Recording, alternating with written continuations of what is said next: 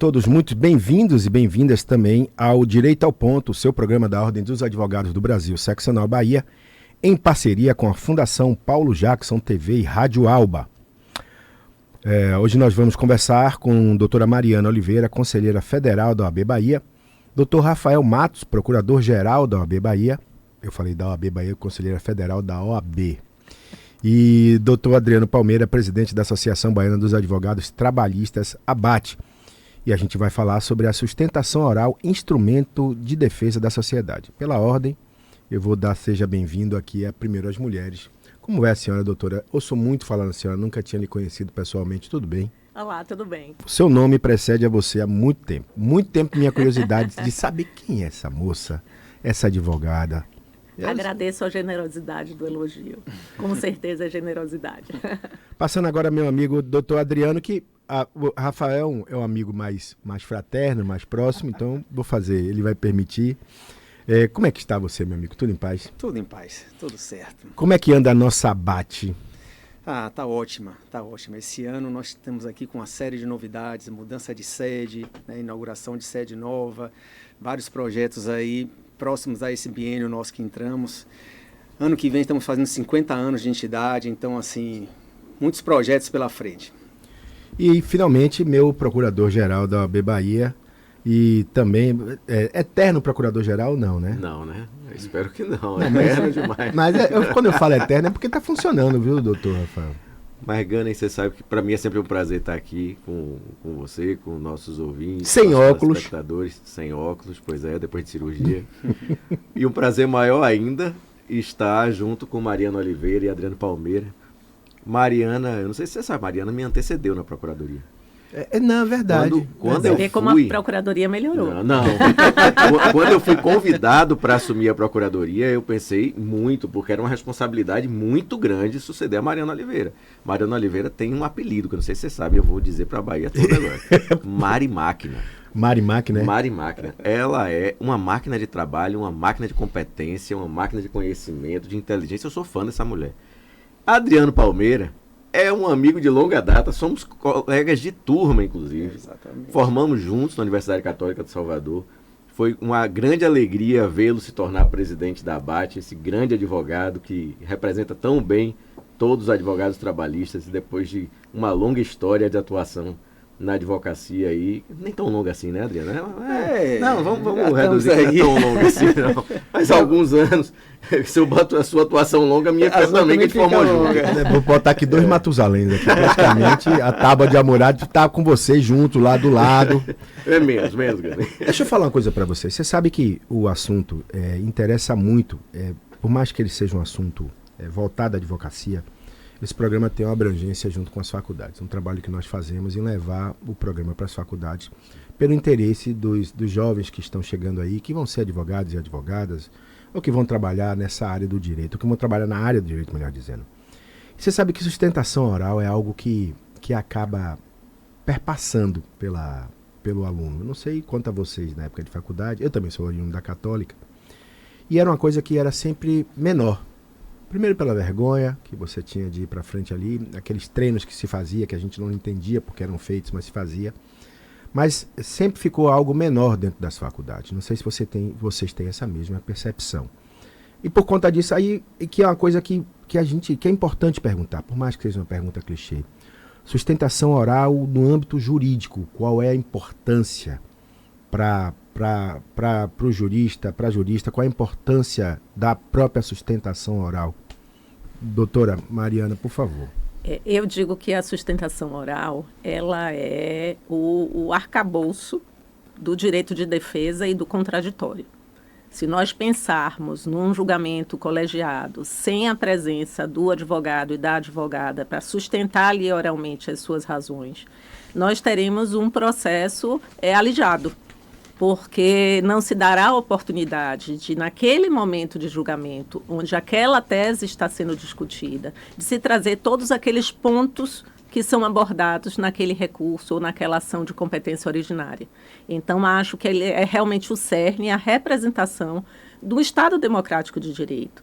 Porque o advogado, quando ele sustenta, ele está ali levando a voz do seu constituinte, para que todos aqueles que participam do órgão colegiado possam ter conhecimento daquilo que está sendo discutido. Então, é de extrema relevância. E eu digo que muitas vezes é mais relevante do que as próprias razões do recurso, por conta do fato de que geralmente é o relator ou a relatora que tem uma proximidade maior com aquele caso, porque já teve a oportunidade de apreciar, até mesmo para elaborar seu relatório, mas os demais integrantes daquele órgão colegiado, geralmente o contato mais profícuo que eles terão com a matéria é através da sustentação. Acaba sendo que isso tem sido, eu vou colocar esse termo, perseguido e muito ultimamente, né? Não sei se cabe, mas a eliminação da sustentação oral. Primeiro houve um manifesto anterior, se eu não me engano, do STF, não foi? Numa situação como essa, e agora os TRTs que baixam, o que é que diz aqui, resolução que restringe sustentação oral da advocacia. Eu vou perguntar desta forma porque eu acho que é cabível, mas é uma forma de também diminuir o peso da advocacia na relação dos seus clientes ou na relação da advocacia com a justiça? Fica à vontade, viu, senhores e senhoras? Por favor. Aqui a manifestação é livre. E a sustentação oral é totalmente ampla e restrita. Vou fazer algumas observações. Por favor. Inclusive, para contextualizar, até já você fez a ressalva de que muitos estudantes nos ouvem. Sim. E sobre a própria importância, né, da sustentação, porque, veja só, quando a gente está em primeiro grau de jurisdição, é um juiz que lê o processo, que lê as razões das partes e que, a partir daquilo, forma sua convicção. Em grau recursal, ou mesmo em processos originários em tribunais, são órgãos colegiados. E tem um relator. Antigamente a gente ainda tinha a figura do revisor. Sim. Hoje nós não temos mais sequer revisor. Então, justamente em tais circunstâncias, fica mais importante que as partes possam se manifestar no momento do julgamento colegiado para que haja um contraponto, inclusive, ao voto do relator. Para que os demais membros daquele colegiado possam ter acesso, como Mariana disse, às razões da parte. E aí é um ponto interessante também, que a gente vai entrar lá na frente sobre essa resolução, mas a importância de que haja um debate síncrono, que seja um debate presencial, especialmente nas causas mais sensíveis. Quando você me pergunta aqui para todos nós, se isso é uma forma de diminuir a advocacia, eu não acho que seja. Eu não acho que a intenção seja diminuir a advocacia, que a intenção seja menoscabar a relação do advogado-cliente, ou que essa intenção seja de dar menor importância. O que acontece é o seguinte, a gente vive um judiciário que é muito assoberbado de processos. A gente tem um nível de litigiosidade no Brasil extremamente alto. Então nós temos acervo processual em cada gabinete, em cada pauta de sessão, que é um absurdo. Buscam-se assim mecanismos para tentar reduzir o tempo de julgamento. Eu não tenho dúvida de que se em todos os casos que vão a julgamento tiver um pedido de sustentação oral, que isso de certa forma o prazo é 15 minutos, né? A sustentação oral? Aí depende de cada tribunal. Né? Certo. No TRE, por exemplo, a 10 minutos. No Nas TRT, turmas recursais é 5 10 minutos. também. No TRT, 10 minutos. No TJ, 15. 10 então, minutos não atrasa tanta coisa assim. Mas quando você bota... Você às vezes tem pautas com 300 processos. A questão é, lógico que não é todo o processo que vai envolver a necessidade de uma sustentação oral.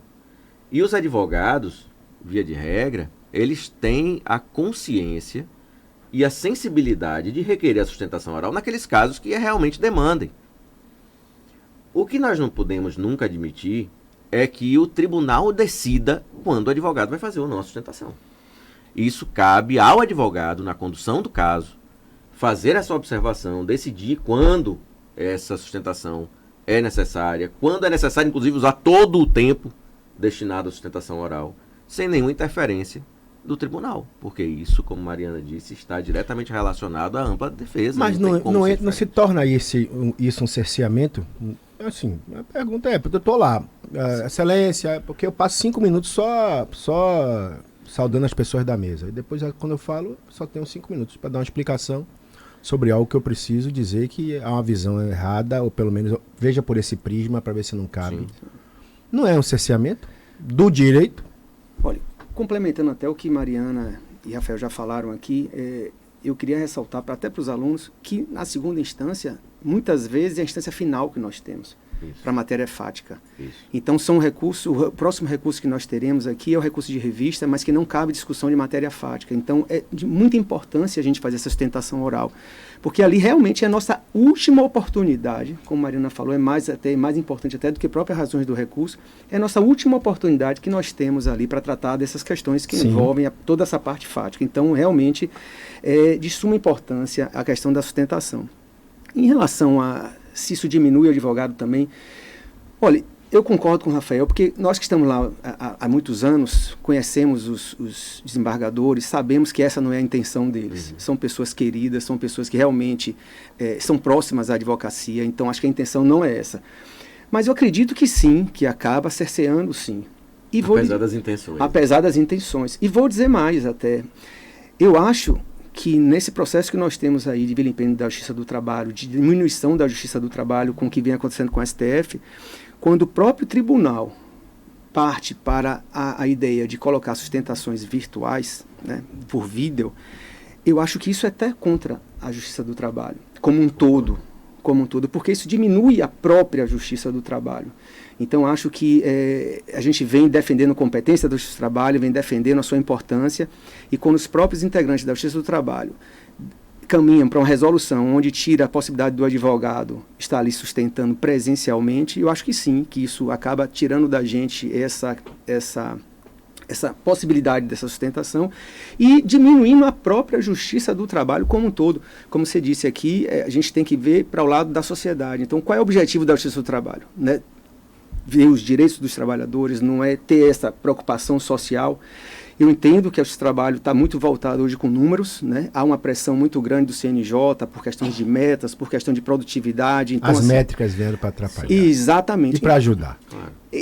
Então, assim, a minha visão, eu preferiria muito que meu cliente tivesse um pouco mais de tempo para ter o recurso julgado, mas que fosse analisado com a segurança e com a profundidade que seria necessária. E isso faz parte da sustentação oral. E esse é o grande binômio, né? Só fazendo aqui uma intervenção de uma matéria que eu li essa semana, uma pesquisadora que ela trabalha há muitos anos no CNJ, e ela dizendo como ela está impressionada negativamente com os efeitos das métricas que foram utilizadas para balizamento do bom funcionamento dos tribunais, porque são métricas que olham exclusivamente números com base em tempo e não em qualidade do julgamento. Então, você está entregando para a sociedade uma quantidade maior de decisões definitivas, sim, mas você não está entregando à sociedade uma quantidade de decisões mais qualificadas. Né? Então, nisso, você está o tempo todo, e aí se cria uma natural tensão, né, entre o tribunal e a advocacia, que não quer dizer que um desconheça a importância e a relevância do outro, e nem que um ou outro não se considerem parte integrante do sistema de justiça. Mas a pressão numérica, pura e simplesmente, ela faz com que, muitas vezes, alguns recursos sejam utilizados para abreviar a participação da advocacia por conta do tempo.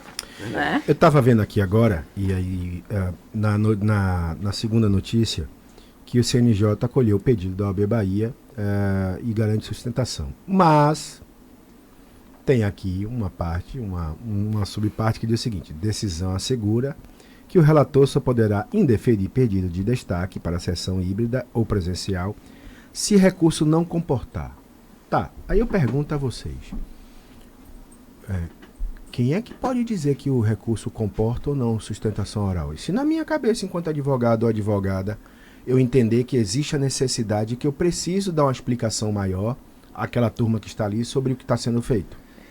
Bom, eu posso interpretar essa questão aí como que tem alguns embargos de declaração, não cabe, agravo no instrumento, não cabe, sustentação, então tem alguns processos, aquelas coisas que já estão previstas. Então eu posso interpretar dessa forma. A interpretação aqui é bem assim, bem, olha, sim, eu vou olhar e falar assim, não, doutor, não cabe, não, por favor. Porque, na verdade, esse juízo de valor, ele está adstrito à adequação legal. Isso. Se a lei prevê a sustentação... É dito que é da adequação legal. Né? Tem casos que a lei... Tá subtendido. Eu entendo que seja dessa forma. Entenda. Não, a legal sim, mas eu não sei como interpretar existem lá. situações que a própria lei já exclui o direito à sustentação. Certo. Né? Tanto que quando esse a depender do deferimento do relator, ele foi incluído na norma do CNJ originariamente e acabou sendo reproduzido na norma do TRT, o sentimento generalizado que se tinha era que aquele juízo de valor do magistrado estaria sempre adstrito à previsão legal. Se a lei prevê, ele não poderia indeferir.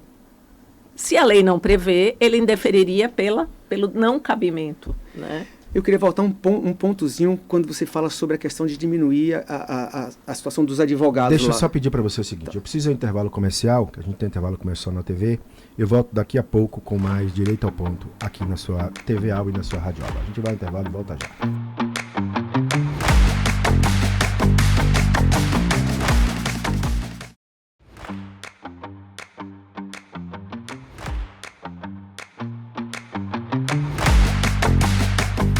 De volta aqui pela TV Alba com seu Direito ao Ponto, o seu programa da Ordem dos Advogados do Brasil, Seccional Bahia, em parceria com a Fundação Paulo Jackson TV e Rádio Alba. Estou tendo o prazer hoje de conversar com a doutora Mariana Oliveira, conselheira federal da OAB, doutor Rafael Matos, procurador-geral da OAB Bahia, e doutor Adriano Palmeira, presidente da Associação Baiana dos Advogados Trabalhistas. Estamos discutindo aqui sobre a questão da sustentação oral, instrumento de defesa da sociedade, assunto vindo à baila por conta da resolução baixada e depois indeferida do TRT, tirando a sustentação oral da advocacia. Doutor, você, no primeiro momento você me falava sobre aquela questão de diminuir a advocacia, que você queria fazer um parâmetro sobre isso. Eu queria trazer uma observação que nós estamos atentos, nós como advogados, né, como OAB, ABAT, porque na própria resolução tem lá as hipóteses em que o processo será levado a destaque quando há pedido. E um dos incisos diz o seguinte: não serão julgados em ambiente virtual os processos com pedido de destaque feito pelo representante do Ministério Público, desde que requerido com 48 horas do início da sessão. Ou seja, com relação ao Ministério Público, que não tem nenhuma diferença para a advocacia, bastou que o Ministério Público peça o destaque que ele vai ser encaminhado por um presencial. Então, quando você traz que isso esvazia um pouco a questão do advogado, a gente está atento a isso, para que não haja essa diferença de tratamento entre o Ministério Público e a advocacia trabalhista. Então, isso que a própria resolução já trouxe, essa distinção, e que a gente está bem atento aí para que isso não ocorra. Eu falava aqui no momento anterior, no off inclusive, dessa coisa de como será o comportamento, e eu volto a insistir nessa pergunta, de quem está à frente da relatoria, e que pode deferir ou não o pedido de sustentação oral. E dizia o doutor Rafael Matos, nosso procurador da OAB, que era uma coisa assim, estava muito subjetivo. Na minha visão, a partir da nota, que era uma coisa muito subjetiva, porque diz que se o recurso não comportar, e quem decide, independente das questões legais, do que está previsto, quem decide de que forma, não, mas olha só, é uma questão de boa vontade, é uma questão de vou dar celeridade e não vou admitir, é uma questão de não, há previsibilidade, então vamos dar esse direito. Eu acho que é importante a gente fazer um retrocesso um pouquinho aqui, até para entender todo o problema. Doutor Rafael é um gentleman. O senhor é um gentleman. Vamos lá. O que é que trata essa resolução? Sim. A resolução, na verdade, ela faz a regulamentação do plenário virtual. Para quem está em casa ou no carro nos ouvindo, o que é o plenário virtual? É uma novidade que veio há alguns anos, especialmente no período pandêmico. Na pandemia, na verdade, a gente começou a ter o que a gente chamava de sessões por videoconferência, que não se confunde com o plenário virtual. Sim. Plenário virtual é um julgamento realizado por sistema. Não existe discussão física, e digo física, sequer por videoconferência. Verdade. O relator lança um voto no sistema, o processo entra em pauta num período, não é num dia específico, aí depende de cada tribunal, estabelece, às vezes é uma semana, às vezes são 2 dias, às vezes é um dia. Cada tribunal tem uma regulamentação diferente para isso. E naquele período, os outros membros do colegiado vão lançando seus votos, concordando ou discordando, ou lançam votos divergentes. Nesse ambiente, é lógico que eu não tenho como fazer uma sustentação oral presencial nem síncrona. O que é que se previu, então? Que o advogado pudesse fazer um vídeo da sua sustentação oral e juntar nos autos aquele vídeo. Em que casos caberia a juntada desse vídeo? E isso acho que é comum a todos os tribunais, exclusivamente naqueles recursos ou processos que estejam sendo julgados, em que caiba a sustentação oral por definição legal. Código de Processo Civil, CLT, regimentos dos tribunais. As hipóteses legais de realização de sustentação oral e há aquelas em que não é cabível a sustentação oral. Perfeito. Pela natureza do recurso. Uhum. Qual é a nossa briga? Qual é a nossa luta? A nossa luta, ela diz respeito à visão de que a juntada de um vídeo não tem como substituir a realização de uma sustentação oral presencial em um julgamento presencial. Posso fazer uma parte? Lógico. E aí eu vou, corroborando com sua fala, dizer o seguinte. Não estou julgando nem apontando a ninguém. Mas, doutora Mariana, o doutor também sabe aqui que em alguns momentos, quando você bota um vídeo dentro de uma sessão, ninguém presta atenção. É lógico. Ninguém. Ele tá ali olhando o celular, ela tá ali olhando o celular, tá pensando na conta que tem que pagar no supermercado, no problema que ela tem Ninguém tá olhando pro vídeo. É pior, porque se fosse uma... Imagine que você... Um vídeo na às sessão, vezes você não é tem nem na um sessão. vídeo numa sessão e que tá passando na tela. Nesse caso, o desembargador tem que acessar, entrar no processo e dar um clique para assistir o vídeo que de 10 minutos. Esqueça. Esqueça. Até lhe trazendo aqui uma informação que eu acho também relevante. O ministro Barroso, ele esteve no Conselho Federal na última sessão presencial. E lá ele foi especificamente indagado sobre a resolução 591 do CNJ, que foi editada na presidência dele, junto ao órgão. E aí ele deu uma declaração bastante interessante do porquê da criação da norma, que eu acho que o motivo que levou à edição do normativo, ele tem que ser considerado também por todos aqueles que vão aplicá-lo. Verdade. Né? E ele vem dizendo, olha, eu pensei, naquele momento, que eu estava trazendo algo positivo para a advocacia. Por quê? E eu vou explicar. Tem um aspecto na fala dele que é correto. Que é relevante. Não, e que é correto. O julgamento do plenário virtual, ele sempre descumpriu um preceito constitucional inafastável, que é o preceito constitucional que diz que todo ato de julgar, todo ato de sessão de julgamento, ele é público por natureza. E o ambiente do plenário virtual, ele tirava a publicidade do julgamento, porque aquele relator, ele fazia a posição do voto dele dentro de um sistema, onde os outros desembargadores seguiriam também apondo seus votos com divergência ou não, sem que a advocacia e o jurisdicionado tivessem conhecimento do teor do voto. Então, a resolução, ela surge para disciplinar que o plenário virtual, apesar de ser assíncrono, ele poderia ser assíncrono quanto à ausência do elemento físico, mas ele teria que ser síncrono no sentido de que permitisse às partes, tal como ocorre no Supremo, o acompanhamento em tempo real dos votos lançados. Até mesmo se permitindo que, lançado um determinado voto por um julgador, não precisa nem necessariamente ser o relator, que a parte tenha o direito de peticionar, destacando uma questão de fato ou uma questão de ordem. Né? Então, o objetivo da resolução foi este. E que quando a resolução ela menciona na parte final que o relator ele deferirá ou não o destaque, que aquela mensagem ali ela era muito mais voltada à situação, e aí, lógico, questionável, do congestionamento do Supremo e do STJ, que impedem hoje em dia uma sustentação presencial e síncrona em todos os seus processos, quando eles estão sendo julgados pelo Pleno. Mas que em nenhum momento aquela mensagem ali foi dirigida aos tribunais que já asseguravam sustentação presencial e síncrona. Que nós estaríamos trazendo a revolução do plenário virtual com votos acessíveis e transparentes, trazendo de volta o princípio da publicidade, mas isso não iria excluir a sustentação que já existia. Inclusive, ele diz textualmente que os tribunais não devem disciplinar dessa forma. Ele fez meia-culpa. E tem só para complementar a questão. Tá, doutor. Quando a gente fala de destaque, o que é destaque para quem está em casa também entender? sai uma pauta com toda a relação dos processos que serão julgados no plenário virtual. Certo.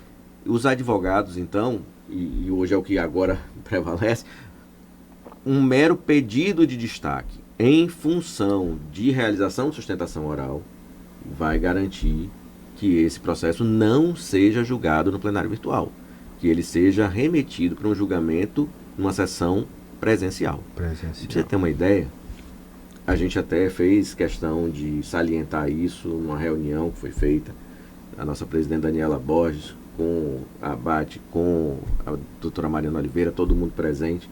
Nós salientamos que todos os tribunais que têm jurisdição sobre a Bahia garantem o destaque dos processos que estão no plenário virtual com um mero requerimento, que não precisava de deferimento sequer do relator.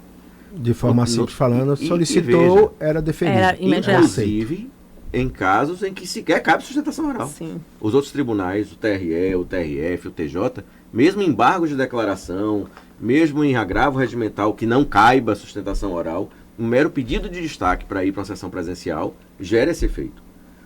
Então, era um tanto assustador para nós que logo o TRT, que sempre foi assim um grande prestigiador das prerrogativas da advocacia, que passasse a condicionar essa retirada do processo do plenário virtual a um deferimento do requerimento pelo relator. E essa questão de dizer que o processo tem que ser mais célere e por conta disso eles estão tentando fazer, eu acho que não é o caminho também. A culpa, doutor, a culpa não é da advocacia, né? É como se estivesse culpabilizando, desculpe, a minha visão, como se estivesse culpabilizando a advocacia pela quantidade de processos que existem. E a partir daí a advocacia está sendo cerceada. Eu vejo assim. E assim, o que é que eu vejo nessa questão? Nós estamos lá no dia a dia, a gente está lá na segunda instância todo o tempo. Os julgamentos, até por conta de uma iniciativa muito legal aqui do TRT5, que é de disponibilizar o voto. Então, o voto é disponibilizado então, assim, os advogados conseguem ter acesso ali às conclusões, né? Alguns só conclusão, outros voto completo. Então, nem todos os advogados, como o Rafael falou, vão lá sustentar. Então, as pautas não terminam muito tarde. A gente que está lá, a gente sabe, raramente a pauta entra para o turno da tarde, né? Já saí de lá 4 horas da tarde, 5, né? Começando 9, mas não é a regra. Então a regra hoje em dia é, com essa disponibilização dos votos, as sessões têm terminado aí por volta do meio-dia, alguma coisa. Então, assim, não vejo que é essa dificuldade. Eu acho que iria piorar até, porque a partir do momento que a gente tem a possibilidade de sustentar, que a gente está ali na tribuna e fala para 3 componentes da turma, né? Então o relator e os outros 2, se a gente não tem essa possibilidade, o que vai acontecer? Os advogados vão para os gabinetes. Sim. Só nos resta isso. Deixa eu lhe perguntar uma coisa que meu tempo vai acabar. Nessa relação, para a própria ABAT, a solução que foi dada e a modificação feita pelo CNJ, foi interessante para os advogados trabalhistas? Resultou em algo que você esperava que fosse feito? Ficou a contento? A decisão da liminar? Sim, a decisão da liminar. Não, por enquanto sim, tá reservando o nosso direito à sustentação, para a gente tá suficiente. Isso vai chegar, isso vai ser julgado quando? Indefinido. Só Deus sabe. Não tem nenhuma previsão. Mas assim, eu tive com o Dr. Jefferson, o presidente do TRT, e me pareceu que ele está com muita disponibilidade de levar o tema novamente ao pleno para se discutir isso e tentar adequar. Porque, como o próprio Rafael falou... Dr. Jefferson Muricy. Dr. Jefferson Muricy. Como o próprio Rafael falou, o ofício que foi encaminhado ao TRT5, a OAB fez, ele fez uma pesquisa muito grande. A OAB pegou nacionalmente e viu que diversos TRTs não adotam esse sistema. Verdade. Então, assim, a pesquisa da OAB foi muito grande, muito profunda, então isso dá um subsídio muito grande para a gente, para mostrar que isso realmente é uma inovação, que o TRT5 não vai... Né, esperamos. A gente conta com essa sensibilidade. Conta com essa sensibilidade. Eu acredito, sinceramente, na sensibilidade. Não sei se a gente ainda tem um tempinho. Até... Eu tenho 10 segundos. Então eu não sou Enéas, não consigo. Eu quero agradecer nesse primeiro momento, doutor Rafael, doutora Mariana, doutor Adriano, aqui na TV Alba. A presença de vocês é muito rápido o programa. É muito mais informativo, explicativo para os alunos e alunas. Nós continuamos agora pela Rádio Alba, mas muito obrigado por terem vindo aqui ao nosso Direito ao Ponto da TV Alba. Obrigado, viu? Gente, vou ficar por aqui. Nós voltamos no outro programa. Segue agora a nossa programação e você continua com esse programa também pela Rádio Alba. A todos um grande abraço. Excelente semana. Tchau.